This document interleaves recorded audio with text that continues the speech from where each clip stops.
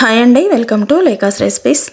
ఈరోజు మనం ఎంతో కమ్మనైన మటన్ కర్రీని తయారు చేసుకుందామండి. ఎప్పుడు రొటీన్గా ఒకేలా కాకుండా ఇలా ఆకుకూరలు వేసేసి మటన్ కర్రీ తయారు చేసుకుంటే చాలా టేస్టీగా ఉంటుంది. మనం మామూలుగా చికెన్ వండుకుంటే ఓన్లీ ఫ్రైలు మాత్రమే తయారు చేసుకుంటాం కదా. మటన్లో అయితే చాలా రకాలు ఉంటాయండి. కూరగాయలు వేసి చేసుకోవచ్చు, ఆకుకూరలు వేసి చేసుకోవచ్చు, తర్వాత మసాలాలు వేసి చేసుకోవచ్చు. గ్రేవీ కర్రీస్కి అయితే మటన్ చాలా పర్ఫెక్ట్గా ఉంటుంది. ఎంతో టేస్టీ అయిన ఈ మటన్ కర్రీని ఎలా ప్రిపేర్ చేసుకుందాం అనేది చూద్దామండి. చాలా సాఫ్ట్గా టెండర్గా ఉండే ఈ మటన్ కర్రీ పాలకూర వేసి ఎలా తయారు చేసుకోవాలనేది ఇప్పుడు మనం చూద్దాం. ఇంత కమ్మనైన మటన్ కర్రీ తయారు చేసుకోవడానికి ముందుగా మనం ఒక కుక్కర్ని తీసుకొని అందులోకి 4 టేబుల్ స్పూన్ల ఆయిల్ వేసుకోవాలి. స్టవ్ ఆన్ చేసేసుకొని కుక్కర్ వేడెక్కగానే ఆయిల్ వేసేసుకొని ఇప్పుడు ఇందులోకి 2 ఇలాచీలని వేసుకోవాలి. వేసుకున్న తర్వాత 2 లవంగాలు వేసుకోవాలి. వేసేసుకొని ఇప్పుడు ఒక 5-6 మిరియాలను కూడా వేసుకోవాలి. వేసుకున్న తర్వాత ఒక 1/2 టీ స్పూన్ సాజీరా వేసుకోవాలి. వేసుకున్న తర్వాత ఇప్పుడు ఇదంతా కూడా కొంచెం చిటపటలాడుతాయి కదండి, ఆయిల్ వేడెక్కుతుంది.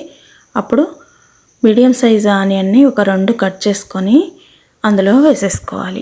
వేసుకున్న తర్వాత ఒక 4 పచ్చిమిర్చిని ఇలా చిన్న చిన్న ముక్కల్లాగా కట్ చేసుకోవాలి. చేసేసుకొని ఇప్పుడు ఇదంతా కూడా ఆనియన్ మీడియం ఫ్లేమ్లో పెట్టుకొని బాగా కలుపుకొని ఫ్రై చేసుకోవాలి. చేసుకున్న తర్వాత ఒక 2 నిమిషాల పాటు ఆనియన్ అంతా మగ్గిపోతుంది కదండి. అప్పుడు ఒక 1/2 టీ స్పూన్ పసుపు, 1/4 టీ స్పూన్ సాల్ట్ వేసుకోవాలి.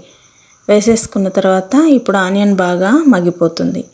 ఇప్పుడు ఇందులోకి 2 టీ స్పూన్ల అల్లం వెల్లుల్లి పేస్ట్ని వేసుకోవాలి. వేసుకున్న తర్వాత ఇప్పుడు ఈ అల్లం వెల్లుల్లి పేస్ట్ అంతా కూడా ఒక 2 నిమిషాల పాటు ఆయిల్లో బాగా ఫ్రై చేసుకోవాలి. కొంచెం మంచిగా కలిపేసుకొని అల్లం వెల్లుల్లి పేస్ట్ అనేది మగ్గిపోయిన తర్వాత ఇప్పుడు ఇందులోకి మనం ముందుగానే క్లీన్ చేసి పెట్టుకున్న మటన్ ఒక 1/2 కేజీని అందులో వేసేసుకోవాలి. వేసుకొని ఈ మటన్ అంతా కూడా బాగా ఫ్రై చేసుకోవాలి. ఫ్లేమ్ని మీడియంలో పెట్టుకోవాలండి. ఇలా నిదానంగా కలుపుకొని కొంచెం సేపు బాగా కలుపుకోవాలి. అంటే 5 నిమిషాలకు ఒకసారి మనం అడగనేది అంటకుండా కలుపుకుంటూ ఉండాలన్నమాట. ఇలాగా ఫ్రై చేసుకున్న మటన్ని ఒక 5 నిమిషాల పాటు మూత పెట్టుకొని సిమ్లోనే ఉడికించుకోవాలి. ఆయిల్ అనేది బాగా తేలుతుంది కదా. ఇప్పుడు ఆల్రెడీ కట్ చేసి పెట్టుకున్న పాలకూరని వేసేసుకోవాలి. ఇవి చిన్న చిన్న కట్టలు ఒక 5 కట్టలు అండి. అంటే మీడియం సైజు అయితే, కొంచెం పెద్దవి అయితే 3 కట్టలు అవుతాయి. వాటిని కట్ చేసుకొని ఉప్పు నీళ్ళలో వేసేసి బాగా వాష్ చేసుకున్న ఆకుని ఇప్పుడు ఇందులో వేసేసుకోవాలి. వేసుకొని ఇప్పుడు ఈ ఆకంతా కూడా మటన్లో కలిసేలాగా బాగా కలుపుకొని మూత పెట్టుకొని ఒక 10 నిమిషాల పాటు సిమ్లోనే మగ్గించుకోవాలి. బాగా దగ్గరగా అయిపోతుంది. అప్పుడు ఇలాగ దగ్గరగా అయిపోయే వరకు మధ్య మధ్యలో కలుపుకుంటూ ఉండాలన్నమాట. ఎందుకంటే మనకి మటన్లో వాటర్ ఉంటుంది, తర్వాత పాలకూరలో కూడా వాటర్ ఉంటుంది కాబట్టి మనకి మగ్గడానికి కొంచెం టైం పడుతుంది అన్నమాట. అందుకని మూత తీసుకుంటూ పెట్టుకుంటూ ఊరికే కలుపుకుంటూ ఉండాలి. ఇలా కలుపుకుంటూ ఉన్న తర్వాత ఇలా దగ్గరగా అయిపోయి ఆయిల్ అనేది బయటికి వచ్చేస్తుంది. ఇప్పుడు ఇందులోకి 1.5 టీ స్పూన్ కారంని వేసుకోవాలి. కారం తినేదాన్ని బట్టి వేసుకోవాలండి. ఆల్రెడీ మనం పచ్చిమిర్చి వేసుకున్నాం కదా, చూసి వేసుకోవాలి. 1 టీ స్పూన్ ధనియాల పొడి వేసుకోవాలి. 1/2 టీ స్పూన్ గరం మసాలా వేసుకోవాలి. వేసేసుకొని రుచికి సరిపడా సాల్ట్ వేసుకోవాలి.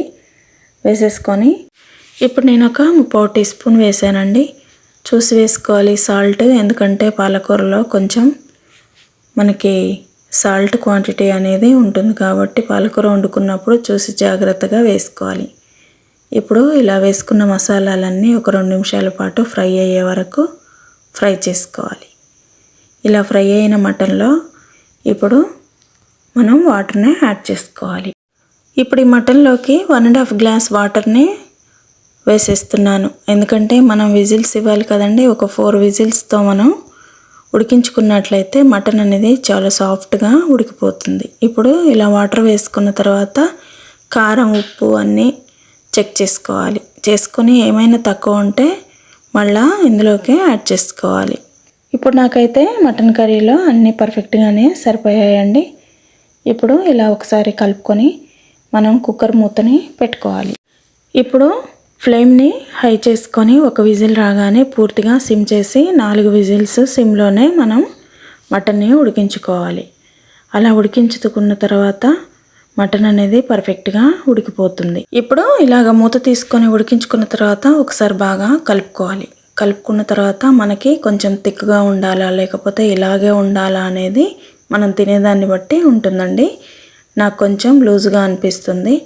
ఇప్పుడు దీన్ని ఒక 5 నిమిషాల పాటు నేను దగ్గరగా చేసిస్తాను. ముక్క చూసారా ఎంత మెత్తగా ఉడికిపోయిందో. ఇలా ఉడికిపోయిన మటన్ని బాగా ఉడికించుకొని ఇలా దగ్గరగా అయ్యే వరకు ఉడికించుకోవాలి. చూసారా మటన్ కర్రీ అనేది రెడీ అయిపోయింది. చాలా ఈజీగా క్విక్గా తయారు చేసుకోవచ్చండి. మటన్ కర్రీని మనం చాలా రకాలుగా వండుకోవచ్చండి. కూరగాయలు వేసుకోవచ్చు, తర్వాత ఆకుకూరలు వేసుకోవచ్చు, మసాలాలు వేసుకోవచ్చు. మనకు నచ్చినట్టుగా మనం వండుకోవచ్చు. ఇది రోటీకైనా రైస్కైనా కూడా చాలా బాగుంటుందండి. ఎంతో సాఫ్ట్గా టేస్టీగా ఉండే ఈ పాలకూర మటన్ని మీరు ఒకసారి ట్రై చేయండి. నచ్చితే లైక్ చేయండి, మీ ఫ్రెండ్స్కి ఫ్యామిలీ మెంబర్స్కి షేర్ చేయండి. లేకాస్ రెసిపీస్ ఛానల్ని సబ్స్క్రైబ్ చేసుకోండి. Thank you.